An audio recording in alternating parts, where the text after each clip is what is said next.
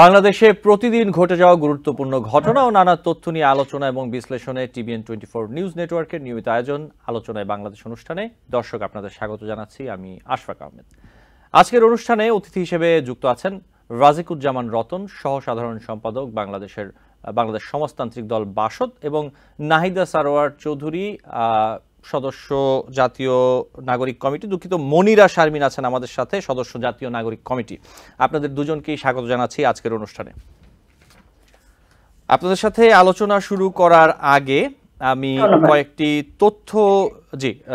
তথ্য আপনাদের সামনে তুলে ধরতে চাই, যে বিষয়গুলো নিয়ে মূলত আজকে আমরা আলোচনা করব। সেই বিষয়গুলো সংশ্লিষ্ট কিছু তথ্য। অন্তর্বর্তী সরকারের প্রধান উপদেষ্টা ডক্টর মোহাম্মদ ইউনূস বলেছেন, অপরাধ করে থাকলে শেখ হাসিনাকে ফিরিয়ে এনে বিচারের মুখোমুখি করা উচিত।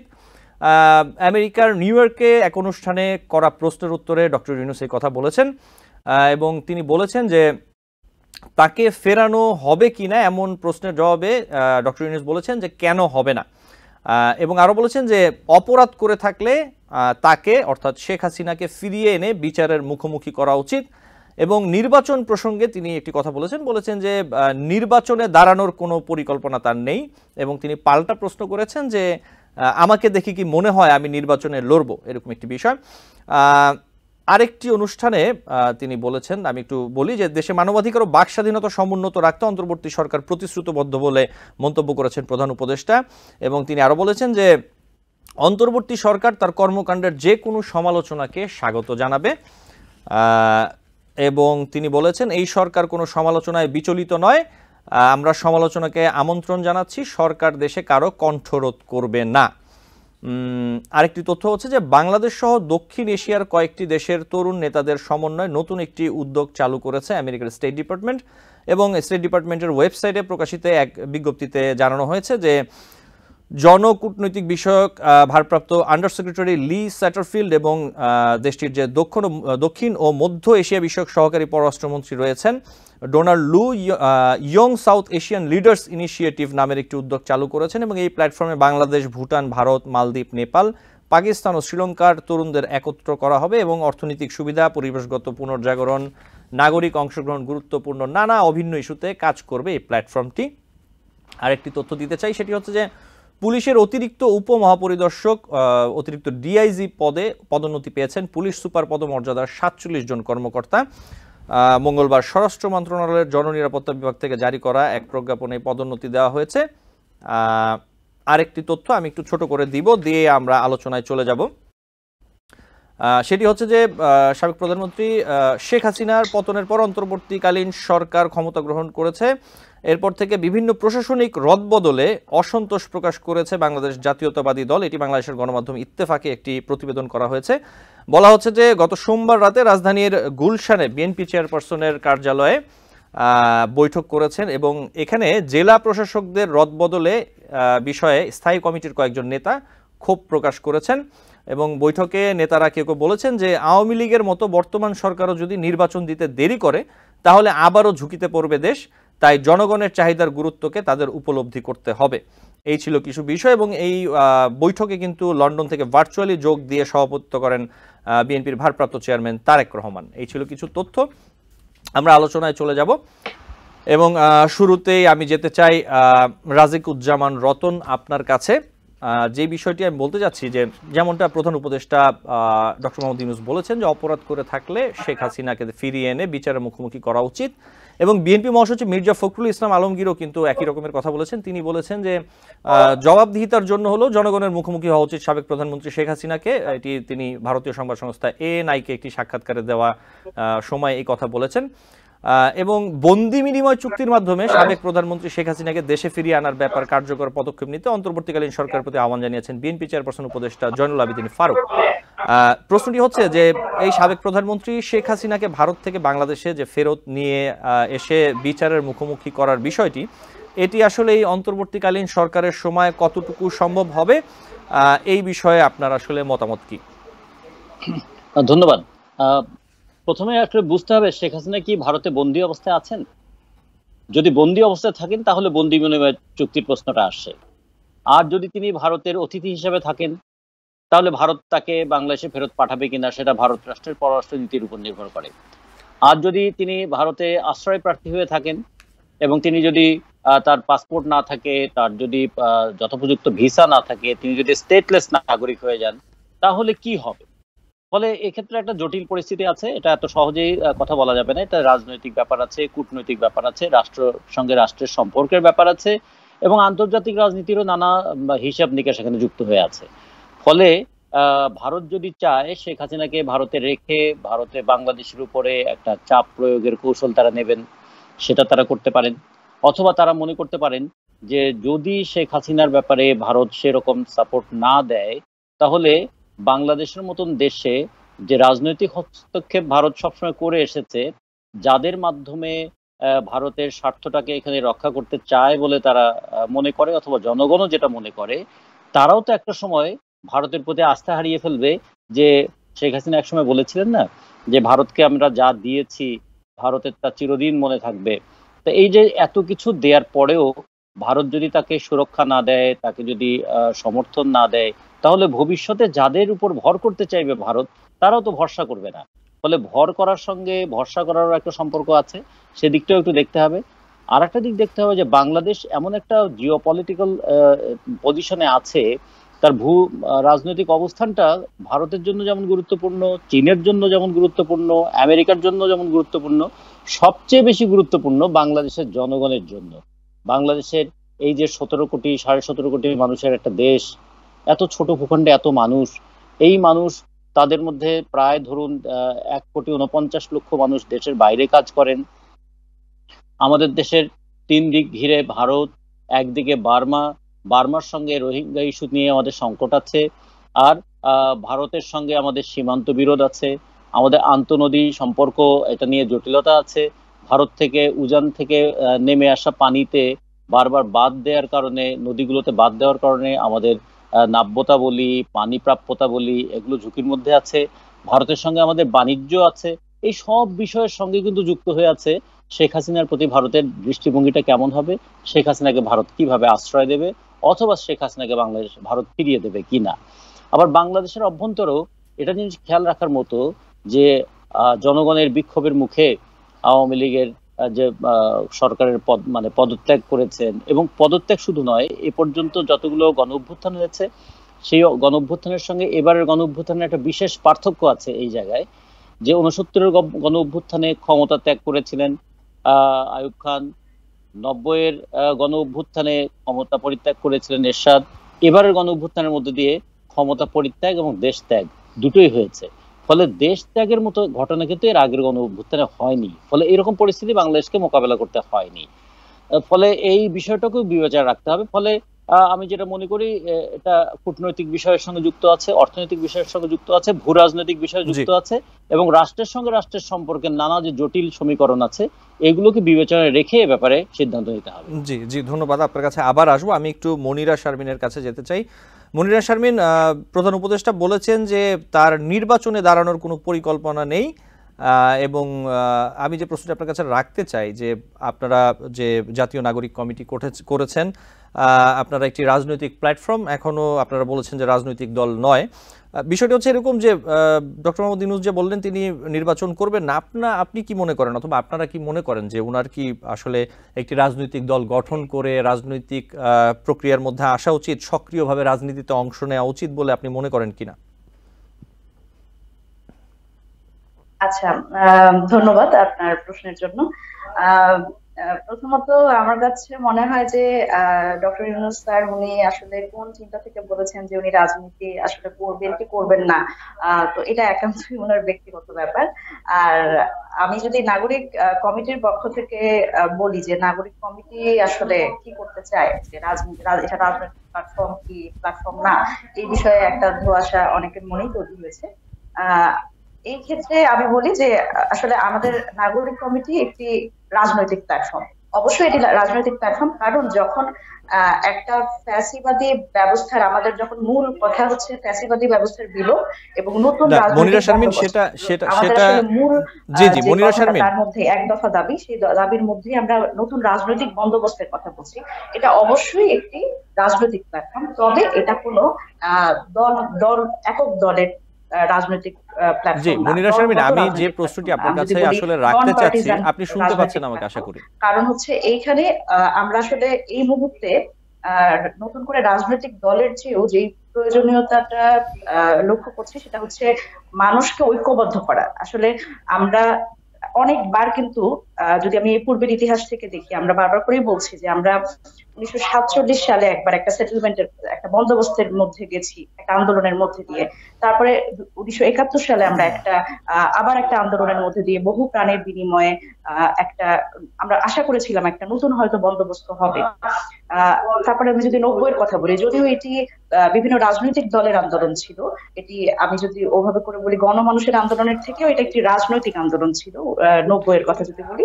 সেক্ষেত্রেও তারপরেও সেই স্পিরিটটাকেও আমরা কোনোভাবে করে ইনস্টিটিউশনালাইজ করতে পারি নাই। মানে বন্দোবস্তটাকে যেই গণমানুষের আকাঙ্ক্ষাটাকে সেটা ধরে রাখার জন্য একটা আসলে সবার মধ্যে সচেতনতা এবং একটা ঐক্যবদ্ধ শক্তি, সেটা কেন জানি সববারই হারিয়ে গেছে।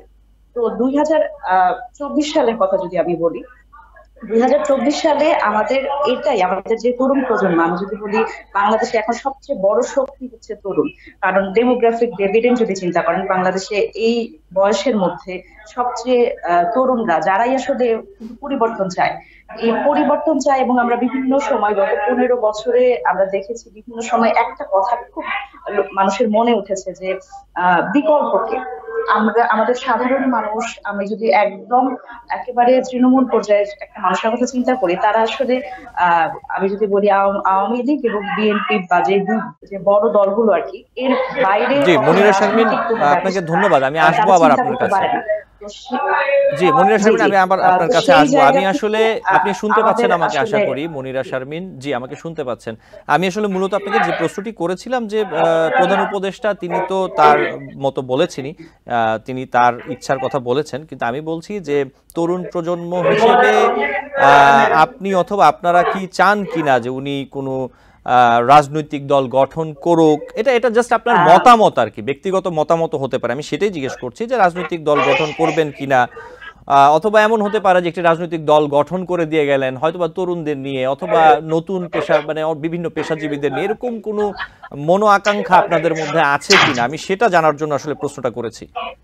জি আচ্ছা, গণ আকাঙ্ক্ষার ব্যাপারটা হচ্ছে ছাত্রদের পক্ষ থেকে একটা আকাঙ্ক্ষা ছিল, যেটা হচ্ছে ডক্টর ইউনূস স্যার উপদেষ্টা হিসেবে দেখার ক্ষেত্রে আমাদের মানে ছাত্রদের মধ্যে থেকে, আমি যদি বলি একদমই স্পেসিফিকলি বৈষম্য বিরোধী ছাত্র আন্দোলনের ব্যানারে যেই যারা নেতৃত্বে ছিলেন, তো সেই পক্ষ থেকে অবশ্যই এবং আমাদের তরুণদের মধ্যে একটা আকাঙ্ক্ষা ছিল যে এরকম একজন আমি যদি বলি নেতৃত্বকে সামনে আনা বা আমাদের এই দেশটাকে একটা পরিবর্তনের মধ্যে দিয়ে নিয়ে যাওয়া। তো সেই জায়গা থেকে আমাদের অবশ্যই এই আকাঙ্ক্ষা ছিল। তবে ভবিষ্যতের আকাঙ্ক্ষা বলতে আমার মনে হয় যে মানে ভবিষ্যতের বাংলাদেশটা আমরা মনে করি তরুণরা নেতৃত্ব দিবে। এবার এই নেতৃত্বের পর্যায়ে বিভিন্ন বিভিন্ন নেতৃত্ব বিভিন্ন মানুষ আসলে আমাদের সাথে থাকতে পারেন, আবার নাও থাকতে পারেন, অন্যভাবে অন্য কোনো ফর্মেও থাকতে পারেন। এটা আসলে রাজনৈতিক করবেন কি করবেন না, আমার মনে হয় এটা একেবারে তার ব্যক্তিগত মতামত। তবে সেটা তো অবশ্যই। একটা জি আকাঙ্ক্ষা, জন আকাঙ্ক্ষাকে ভিত্তি করেই কিন্তু আসলে এখন আমরা উপদেষ্টা হিসেবে ওনাকে পেয়েছি, এটা তো অস্বীকার করার কোনো উপায় জি নেই। ধন্যবাদ। আমি মনিরা শারমিন আবার আসবো আপনার কাছে। আমি একটি তথ্য একটু তুলে ধরে আমি রাজিকুজ্জামান রতন আপনার কাছে আসতে চাই, একটু তথ্যটা দেই।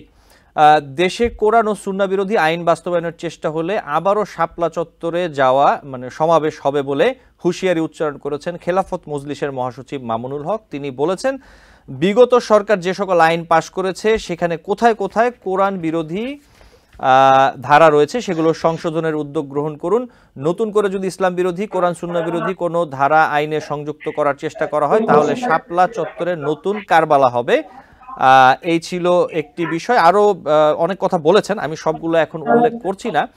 আরেকটি বিষয় তিনি বলেছেন যে সরকারকে বলতে চাই, অন্তর্বর্তীকালীন সরকারের উদ্দেশ্যে বলেছেন যে শিক্ষা কমিশন নামে যে কমিশন গঠন করা হয়েছে এর মধ্যে সমকামিতার প্রমোটকারী যারা রয়েছেন তাদের শিক্ষা কমিশন থেকে বাদ দিন, ইসলামী শিক্ষাবিদ আলেম ওলামাদের প্রতিনিধি সেখানে অন্তর্ভুক্ত করুন। এটা আমাদের অনুরোধ নয়, আমাদের অধিকারের কথা। এবং তিনি বলেছেন যে আজ জেলা শহরের মঞ্চ থেকে বলছি, কয়েকদিন পর ঢাকা থেকে বলবো, এরপর শাপলা চত্বরে যাব। এরপরও যদি আমাদের কথায় কর্ণপাত না করা হয় তাহলে গণভবন, বঙ্গভবন কোনো কিছুই ছাড়ব না। এটি তিনি বৃহস্পতিবার বাংলাদেশ স্থানীয় সময় জামালপুর শহরের সিংহজানি বহুমুখী উচ্চ বিদ্যালয় মাঠে আয়োজিত এক গণসমাবেশে এই বক্তব্য দিয়েছেন মামুনুল হক। এই বিষয়ে রাজিকুজ্জামান রতন, আপনি কি বলবেন?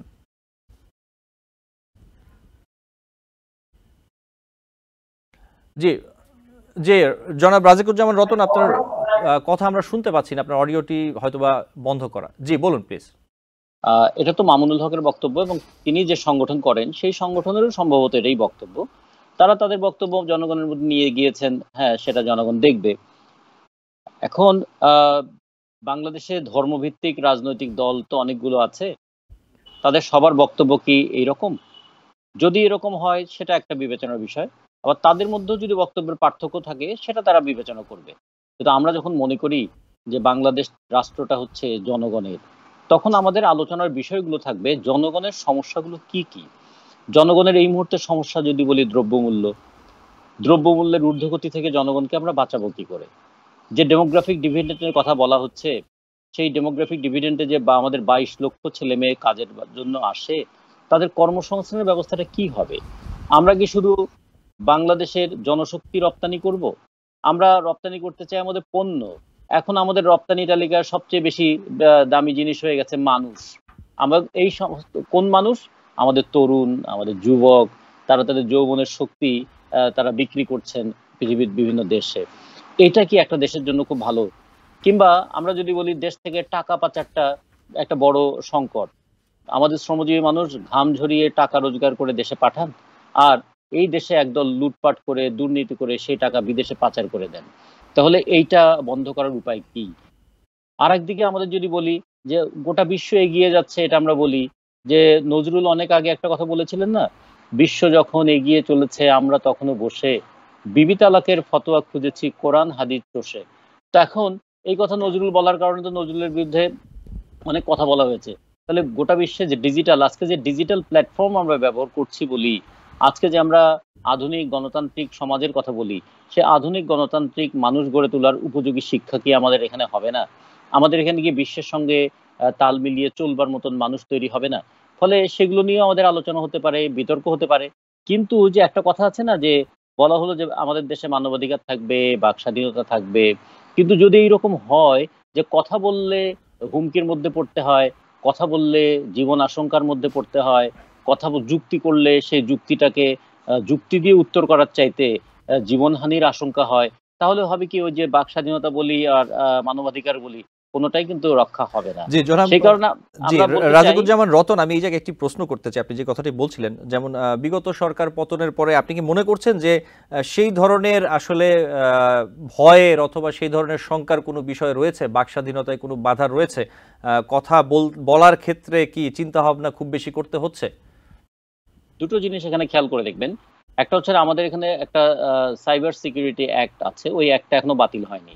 হ্যাঁ, 2 নম্বর হলো যে জনগণের অসন্তোষ নানাভাবে তার বহিঃপ্রকাশ ঘটে যখন আইনের যথাযথ প্রয়োগ হয় না, যখন গণতান্ত্রিক যুক্তিগুলো মার খেয়ে যায়, তখন কিন্তু ওই যে মব ভায়োলেন্সের নামে এক ধরনের মব লিঞ্চিং এর জায়গাও চলে যায়। যে কারণে আমরা দেখেছি যে বিভিন্ন সময় গণপিটুনিতে মানুষকে মানে মৃত্যুর মুখোমুখি হওয়া, কিংবা কারোর বিরুদ্ধে একটা অপবাদ রটিয়ে দিয়ে তাকে একটা হুমকির মধ্যে ফেলা। এর আগে আমরা দেখেছিলাম না, ফেসবুকে নানা ধরনের কথা দিয়ে আমরা অনেককে হয়রানির মধ্যে পড়তে দেখেছি। জি তো সেগুলোর সেই পরিস্থিতিটা যে কোনো সময় হতে পারে। এর জন্য দুটো জিনিস লাগবে, একটা আইনি সুরক্ষা লাগে, আর একটা জিনিস লাগে সংস্কৃতির একটা বিকাশ লাগে। যে আমি আপনার কথাটা আমি মানে গ্রহণ নাও করতে পারি, কিন্তু আপনার কথাটা আমি শুনবো, তো শুনে সেটা নিয়ে একটা যুক্তি তো করবো। সেই যুক্তি করার পরিবেশ যদি নষ্ট হয়ে যায়, তাহলে কিন্তু আইন দিয়েও মানুষকে সুরক্ষিত রাখা যায় না। ফলে আমরা মনে করি যে বাংলাদেশে একটা বড় অভ্যুত্থানের মধ্য দিয়ে মনন জগতের একটা বড় পরিবর্তন হয়েছে, যে আমরা ফ্যাসিস্ট সরকারকে পরিবর্তন করেছি, কিন্তু ফ্যাসিস্ট ব্যবস্থা বা ফ্যাসিস্ট মনন জগৎ কি আমাদের মধ্যে আছে? যে আমি যেটা বলছি এটাই সর্বোচ্চ আইন, আমার কথা না মানলেই বিপদ হবে।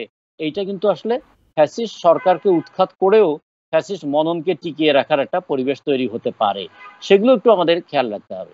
জি জি, রাজিকুজ্জামান রতন, আপনাকে ধন্যবাদ। আমাকে একটি ছোট্ট বিরতি নিতে হবে, বিরতির পর এসে আপনাদের দুজনের সাথে আমরা আরো আলোচনা করব বেশ কিছু বিষয় নিয়ে।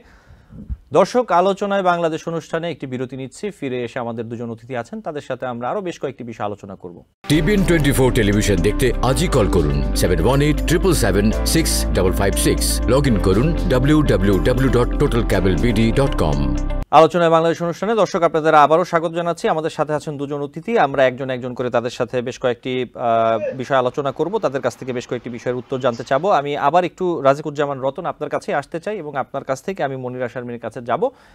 যে বিষয়টি আমি আসলে অনুষ্ঠানের শুরুতে যে তথ্যগুলো দিচ্ছিলাম, কয়েকটি নিউজের কথা বলছিলাম, সেখানে একটি বিষয় ছিল যে একটি গণমাধ্যমে নিউজ করেছে যে বিভিন্ন প্রশাসনিক যে রদবদল হচ্ছে এতে আসলে অসন্তোষ প্রকাশ করেছে বাংলাদেশ জাতীয়তাবাদী দল বিএনপি।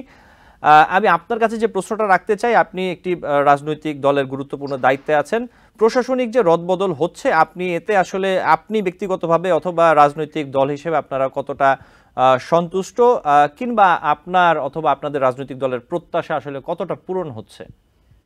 দেখুন, আমাদের সংবিধান অনুযায়ী আমরা প্রশাসনে যারা থাকবেন তাদেরকে বলবো প্রজাতন্ত্রের কর্মচারী। তাদের একটা কাজের পরিধি থাকবে, তাদের একটা জবাবদিহিতা থাকবে, তারা রাষ্ট্রের এবং প্রজাতন্ত্রের কর্মচারী। কিন্তু গত 15 বছর তাদেরকে এমনভাবে দলীয় কর্মচারীতে পরিণত করা হয়েছে যে তারা কখনো কখনো বিভিন্ন জায়গায় দলের নেতার মতো ভূমিকা পালন করেছে। এইটা মানুষের যেমন বিশ্বাস নষ্ট করেছে, আস্থা নষ্ট করেছে, এবং বিগত 3টা নির্বাচনে আমরা প্রশাসন এবং পুলিশের যে ভূমিকা দেখেছি, এই প্রশাসন পুলিশের ভূমিকা মানুষকে এইটুকু মানে বুঝিয়ে দিয়েছে যে এই প্রশাসন এবং এই পুলিশ তারা সম্পূর্ণভাবে একটা দলীয় কর্মীর মতো করে কাজ করছে। ফলে অভ্যুত্থানের মধ্য দিয়ে মানুষের মধ্যে এই প্রবণতাটা তৈরি হওয়াটাই স্বাভাবিক, যে যারা এতদিন এই ফ্যাসিস্ট সরকারকে টিকিয়ে রাখার ক্ষেত্রে সহযোগিতা করলেন এবং ফ্যাসিস্ট সরকারের অনুগত বাহিনী শুধু নয়, কখনো কখনো এক কাঠি সরস হয়ে আরো অনেক বেশি নিপীড়ন করলেন।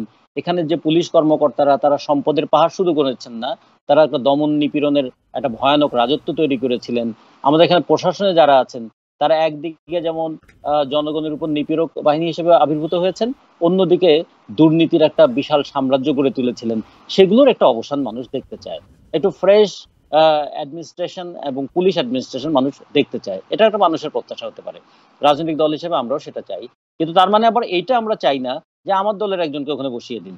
আমরা মনে করি যে এক্ষেত্রে যিনি ক্ষমতায় থাকুন না কেন, যিনি পদ অধিকার করুন না কেন, তিনি এমন একটা শৃঙ্খলার মধ্যে থাকবেন যে তিনি কোনো একটা দলকে যদি সমর্থন করেনও, তারপরেও এমন কোনো কাজ তিনি করতে পারবেন না যাতে অন্য দলের প্রতি ইনজাস্টিস তিনি করতে পারেন। তার মানে একটা স্বচ্ছতা থাকবে, একটা জবাবদিহিতা থাকবে, একটা প্রশাসনিক নিরপেক্ষতা থাকবে, এবং সবচেয়ে বড় একটা জিনিস যদি গুরুত্বপূর্ণ এটা বিবেচনা করা যায়, যে আমাদের সংবিধানের অনুযায়ী বলা আছে যে অনুপার্জিত আয় ভোগ করা যাবে না। তা আমাদের এখানে প্রশাসনের কর্মকর্তারা, যদিও কর্মকর্তা শব্দটা আমাদের সংবিধানে নেই, সংবিধানে আছে কর্মচারী, কিন্তু এই কর্মচারীরা যাদেরকে পাবলিক সার্ভেন্ট বলা হতো, তারা পাবলিককেই বরং সার্ভেন্ট বানিয়ে রাখার যে একটা মানসিকতা দেওয়া পরিচালিত হতেন ঔপনিবেশিক আমলের, সেই মানসিকতাটা তাদের বন্ধ হবে। 2 নম্বর, যে তাদের যে আয়, কি পরিমাণ আয় তারা করেন, কি পরিমাণ ব্যয় তারা করেন, এই আয়ের উৎস কি, এই ব্যয়ের খাত কি, এগুলো যদি একটু সুনির্দিষ্ট করা যায় এবং এগুলো যদি জনগণের সামনে প্রকাশ্য করা যায়, তাহলে দুর্নীতিটা বন্ধ হলেই দমন পীড়নের সংস্কৃতিটাও বন্ধ হবে। তো এইটা আমরা একটু অন্তর্বর্তীকালীন সরকারের কাছে দেখতে চাই। অন্তর্বর্তীকালীন সরকার তো আর ম্যাজিক দেখাবে না, অন্তর্বর্তীকালীন সরকার অন্তত একটা পদ্ধতি পরিবর্তনের ক্ষেত্রে প্রাথমিক উদ্যোগটা নেবে, এই পথে যেন পরবর্তীতে রাজনৈতিক দলগুলো চলতে পারে, সেই একটা ব্যবস্থা আমরা দেখতে চাই। জি, একটা ব্যবস্থা, একটা প্রক্রিয়া শুরু করে দিয়ে যাবে এমনটাই আশা। আমি একটু মনিরা শারমিনের কাছে আসতে চাই। মনিরা শারমিন, আপনি লক্ষ্য করে থাকবেন বিশেষ করে সামাজিক মাধ্যমে কিন্তু গত কয়দিন ধরে খুব একটি বিষয় নিয়ে আলোচনা চলছে। আমি একটু বলি, সেটা হচ্ছে যে ঢাকা বিশ্ববিদ্যালয়ে বৈষম্য বিরোধী ছাত্র আন্দোলনের একজন নেতা ছাত্র শিবিরের সভাপতি হিসেবে তিনি আত্মপ্রকাশ করেছেন। তিনি গণমাধ্যমে বলেছেন যে তিনি ছাত্র শিবিরের সভাপতি ঢাকা বিশ্ববিদ্যালয় শাখার, এবং তার এই পরিচয় প্রকাশের পর আমরা দেখছি যে বিভিন্ন জায়গায় এটা নিয়ে আসলে প্রশ্ন উঠছে। তো এটা উনি একটা ছাত্র শিবিরের সাথে জড়িত থাকতেই পারেন অথবা তার একটি রাজনৈতিক পরিচয় থাকতে, আপনি কি মনে করেন যে এটি নিয়ে আসলে এত আলোচনা সমালোচনা হওয়ার কারণ কি আসলে?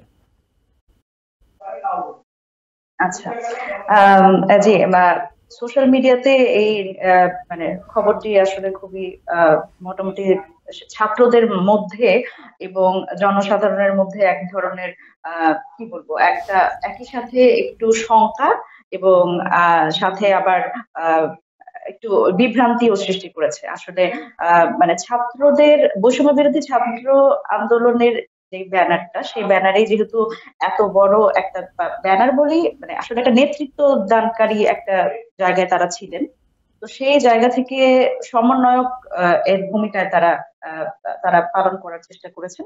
তো সেখান থেকে যখন আহ মানে এই এই ধরনের একটা খবর আসে, তখন অনেকেই আসলে বিভ্রান্তির মুখে পড়ে। তো মানে আমার ব্যক্তিগত মতামত যদি আপনি জিজ্ঞেস করেন, তাহলে সেক্ষেত্রে আমি বলবো যে গণ অভ্যুত্থানটা আসলে আমি যদি কোনো দল মত আহ কোনো আলাদা কোনো আহ গোষ্ঠী, আমি এই কাউকে আসলে ক্রেডিট দিতে পারবো না। অনেকে যদিও এই ক্রেডিটের খেলায় মেতে উঠেছে যে কার আসলে কতটা কতটা ক্রেডিট, কিন্তু আসলে গণ অভ্যুত্থান যেটা হয়েছিল ওটা অবশ্যই বৈষম্য বিরোধী ছাত্র আন্দোলনের নেতৃত্বে হয়েছিল। কিন্তু আপনি একটা পর্যায়ে পরে দেখবেন যে আসলে ছাত্র জনতার অভ্যুত্থান বলা হচ্ছে।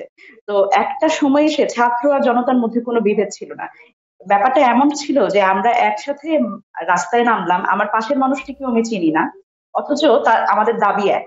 আমরা এখানে আমরা দেখেছি যে একটা শিশু থেকে শুরু করে সাংবাদিক, ব্যাংকার, আহ ছাত্ররা তো অবশ্যই, এবং কে কোন জায়গার বা কোন মতাদর্শে, সেটা কিন্তু এখানে আসলে মুখ্য ছিল না।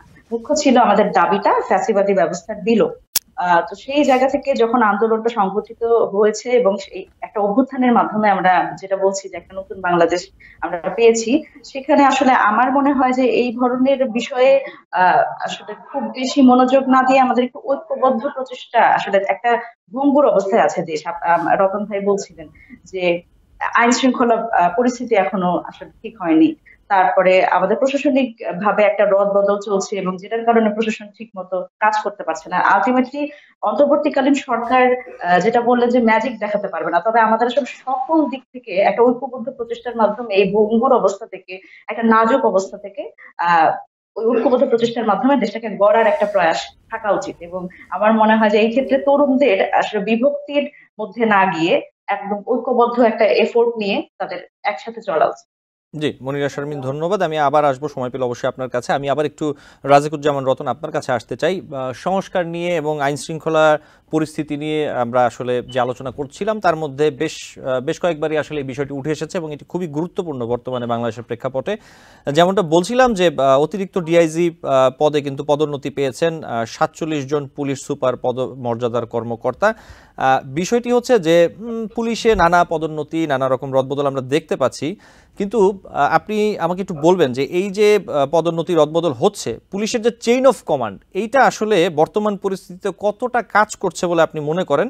এবং এই যে সংস্কার এবং পরিবর্তনের কথাগুলো, আমি পুলিশ বাহিনীর কথা বলছি, যে করার কথা বলা হচ্ছে এবং করার চেষ্টা করা হচ্ছে এবং আগামীতে করা হবে, এতে আসলে পুলিশের যে এক ধরনের একটি ইমেজ সংকট তৈরি হয়েছে, তাদের স্বচ্ছতা এবং জনগণের যে আস্থা, সেটা ফেরানো আসলে কতটা সহজ হবে অথবা কতটা সহযোগিতা পাবে তারা আসলে এই সংস্কারের মধ্য দিয়ে? ধন্যবাদ। এর আগে একটা কথা একটু বলে নেই যে মুনিয়া যথার্থই বলেছেন যে এই আন্দোলনে যারা যুক্ত হয়েছে তারা নানামুখী জায়গা থেকে এসেছে, কিন্তু তাদের গন্তব্যটা ছিল এক। তো সেই গন্তব্যটা কি ছিল? যে শত্রুকে তারা চিহ্নিত করেছিল, প্রতিপক্ষ হচ্ছে ফ্যাসিস্ট সরকার। তারা প্রতিকার চেয়েছিল, যে ফ্যাসিস্ট সরকারের তারা অবসান চেয়েছিল, আর দমন পীড়নের বিরুদ্ধে তারা প্রতিরোধ গড়ে তুলেছিল। যে কারণে নানা স্রোত, নানা মত, নানা পথ এক জায়গায় এসেছিল, এবং সব পথ মত এক জায়গায় আসতে পারলো একটাই কারণে, যখন তারা শুনেছিল যেটা বৈষম্য বিরোধী ছাত্র আন্দোলন, এই আন্দোলনটার সামনে আছে, এবং বৈষম্য বিরোধী ছাত্র আন্দোলন তারা ডিক্লেয়ার করেছিল তারা নির্দিষ্ট কোনো রাজনৈতিক দলের নয়।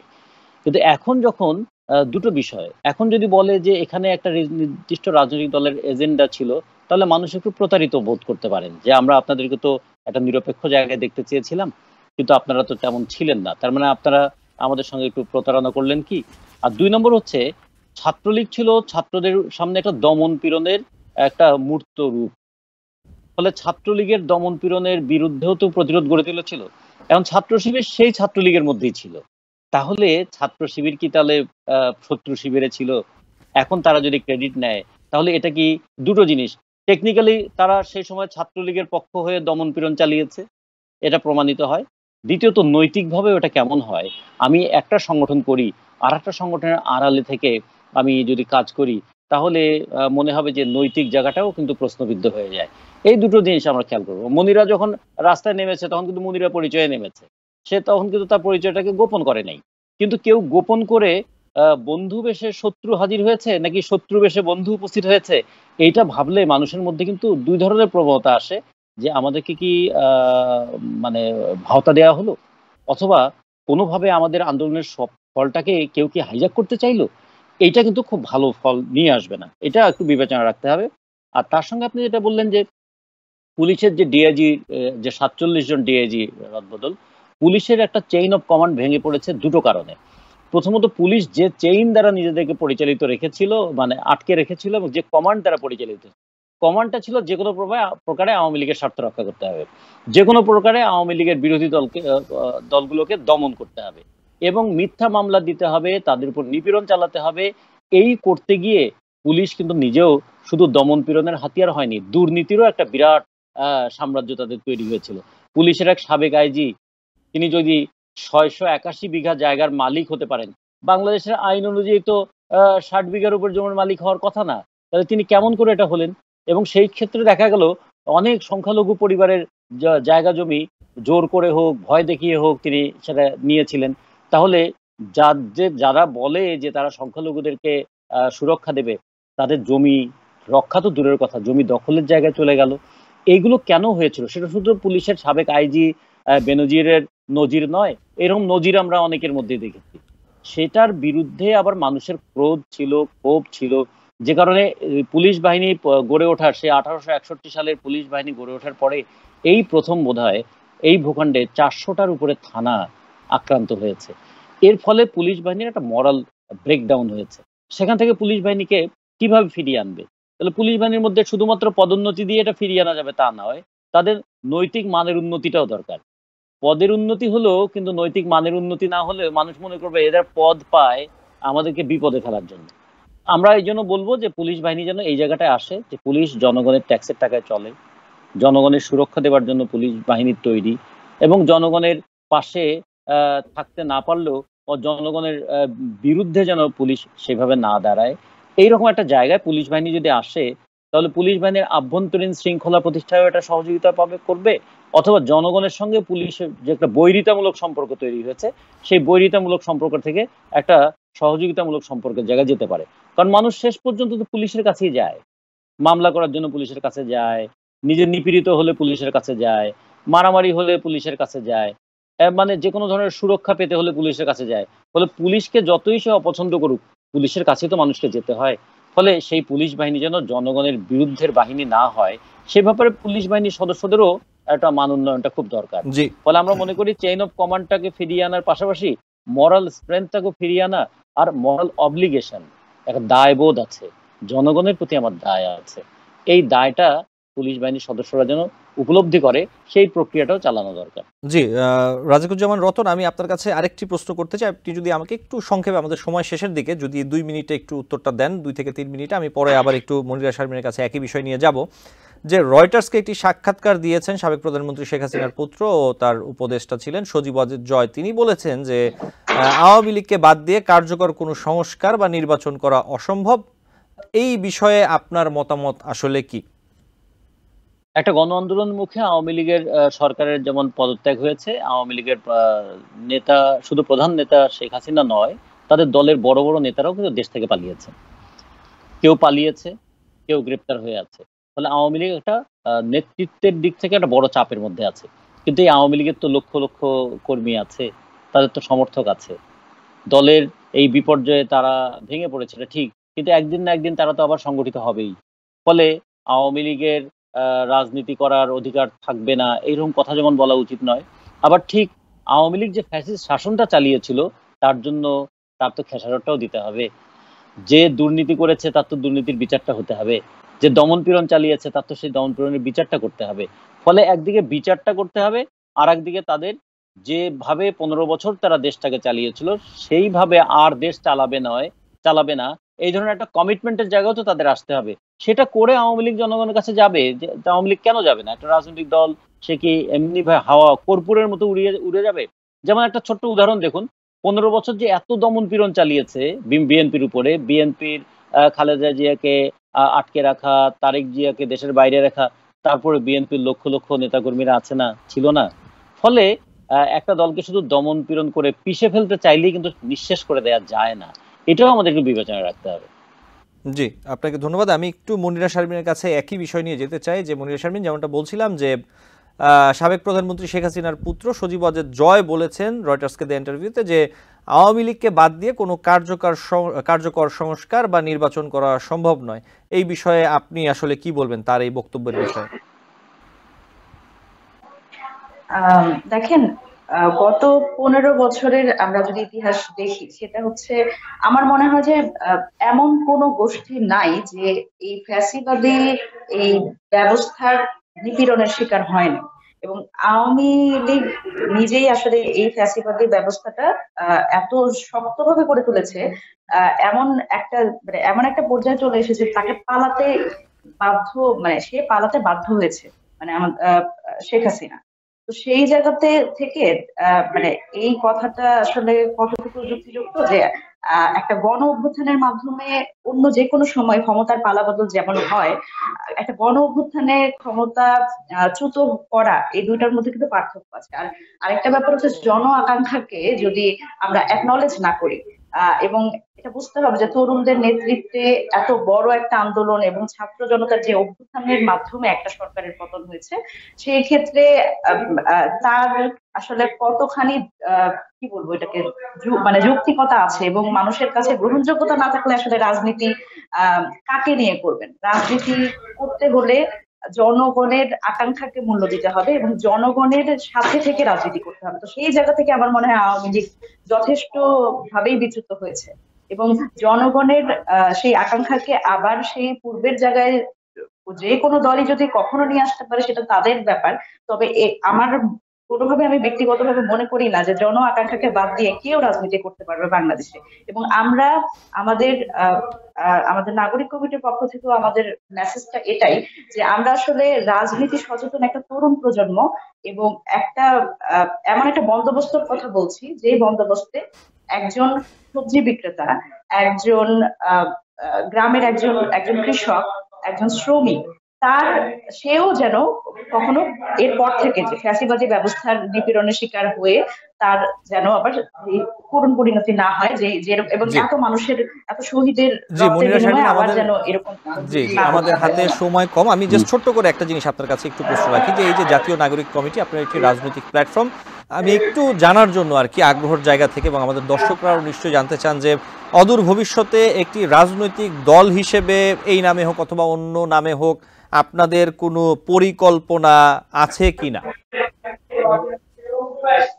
আচ্ছা, আসলে আমাদের এই যে রাজনৈতিক উদ্যোগ, আমি রাজনৈতিক উদ্যোগই বলছি, কারণ যখন আপনি আমাদের মেসেজটা হচ্ছে আমাদের সামাজিক, সাংস্কৃতিক এবং রাজনৈতিক ভাবে একটা একটা তরুণ প্রজন্মকে একটা নতুন বন্দোবস্তে আনা, যারা রাজনীতি বুঝবে এখান থেকে, এবং এবং এই এই ব্যবস্থাটা থেকে কখনো আবার যে কোনো দল রাজনীতি করতে পারে বাংলাদেশে, কিন্তু কেউ যেন আবার সেই একই রকম ফ্যাসিস্ট সরকার না হয়ে ওঠে যেভাবে করে শেখ হাসিনা। না ঠিক আছে, সেটা তো ঠিকই আছে। আমি জাস্ট আপনার কাছে আমি আসছি জি জি জি জি আমি আসছি আপনার উপরে, আমি আসছি। সেটা হচ্ছে নাগরিক কমিটি থেকে একটা না, নাগরিক কমিটি থেকে আসলে 3টা 4টা দলও হতে পারে, কিন্তু এই মুহূর্তে নাগরিক কমিটির অ্যাজ এ হোল, নাগরিক কমিটির রাজনৈতিক কোনো দল গঠন করার পরিকল্পনা নাই। তবে আমরা বিশ্বাস করি নাগরিক কমিটি থেকেই সারা বাংলাদেশে, আমরা যেহেতু জেলা উপজেলা কমিটির কথা বলছি, সেখান থেকে এমন তরুণ নেতৃত্ব উঠে আসবে যারা ভবিষ্যৎ বাংলাদেশকে নেতৃত্ব দিবে। জি মনিরা শারমিন, আপনাকে ধন্যবাদ। আমাদের হাতে একদম সময় কম, অন্য কোনো দিন আমরা আরো আলোচনা করব এই বিষয়টি নিয়ে আপনার সাথে। আমি একটু শেষ করতে চাই রাজিকুজ্জামান রতন আপনাকে দিয়ে, যেমনটা মনিরা শারমিন বলছিলেন যে জাতীয় নাগরিক কমিটির থেকে এক বা একাধিক অদূর ভবিষ্যতে হয়তো রাজনৈতিক দল গঠন হতে পারে, অথবা এর বাইরেও রাজনৈতিক দল গঠন হতে পারে। এই বিষয়টিকে, এই যে তরুণ প্রজন্ম তারা যে রাজনীতি নিয়ে ভাবছে এবং নতুন রাজনৈতিক প্ল্যাটফর্ম তৈরি করেছে অথবা রাজনীতিতে আসার চিন্তা ভাবনা করছে, এই বিষয়টি সম্পর্কে আপনি যদি আপনার মতামত ছোট্ট করে আমাকে 30 সেকেন্ডে একটু ছোট করে বলতেন। এটা খুব আশাবাদের কথা এই জন্য যে একসময় বলা হতো যে তরুণ প্রজন্ম হচ্ছে হেড পলিটিক্স একটা প্রজন্ম। সেখান থেকে তরুণ প্রজন্ম তারা ভাবছে দেশ নিয়ে, তারা রাজনীতি করতে চায়। রাজনীতি হচ্ছে এমন একটা শিক্ষায়তন যেখানে মানুষ যুক্তি করতে শেখে, দেশকে ভালোবাসতে শেখে, মতের সুপ্রিমেসি তৈরি করতে শেখে, অন্য মতকে গ্রহণ করার মানসিকতা তৈরি হয়, একটা ফিলসফিক্যাল টলারেন্স তৈরি হয়, একটা নানা ধরনের স্কিল ডেভেলপ করে। সবচেয়ে বড় বিষয় হয় যে মানুষের সঙ্গে একটি ইন্টারাকশন তৈরি হয়। সেই জায়গায় যদি তরুণরা এগিয়ে আসুক, আমরা চাইবো যে তরুণরা অনেক বেশি করে এগিয়ে আসুক, একটা গণতান্ত্রিক পরিবেশ তৈরি হোক, একটা মতের আদান প্রদানের জায়গা তৈরি হোক, যাচাই বাছাই করার মতো মন তৈরি হোক, এবং একটা গ্রহণযোগ্য নির্বাচনের অনুকূল পরিবেশ দেশে তৈরি হোক। এবং সেক্ষেত্রে তরুণরা যেন সম্পদ লুণ্ঠন যেমন প্রতিরোধ করবে, চিন্তার বিকাশের ক্ষেত্রেও তারা একটা পথ রচনা করবে এবং তারা মানুষের গণতান্ত্রিক বিকাশকে অব্যাহত রাখবে। এইরকম পরিবেশ তৈরি করার জন্য তরুণরা এগিয়ে আসবে, এটা তো আমরা চাই। আমরা যারা একসময় স্বৈরাচার বিরোধী আন্দোলন করেছিলাম তারাও তো গভীর আশায় আছি, একটা প্রত্যাশা নিয়ে আছি যে আগামী দিনে বাংলাদেশে আর কোনো স্বৈরাচার যেন প্রতিষ্ঠিত না হয়। জি, জনাব রাজিকুজ্জামান রতন, জি আমাদের সময় একদম শেষ, আমি খুব দুঃখিত আপনাকে থামাতে হলো। আমরা নিশ্চয়ই ভবিষ্যতে অন্য কোনো দিন আরও বাংলাদেশের বিভিন্ন বিষয় নিয়ে আলোচনা করব আপনাদের দুজনের সাথে, এবং আজকে সময় দেওয়ার জন্য রাজিকুজ্জামান রতন এবং মনিরা শারমিন আপনাদের দুজনকে ধন্যবাদ জানাচ্ছি। ভালো থাকবেন, নিশ্চয়ই আবার আমাদের দর্শক আপনাদের কথা শুনতে পাবেন। ধন্যবাদ।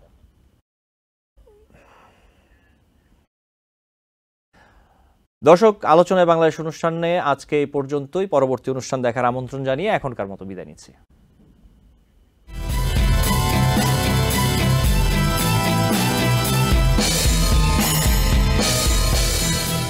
TBN 24 টেলিভিশন দেখতে আজই কল করুন 7187776556। লগ ইন করুন www.totalcablebd.com।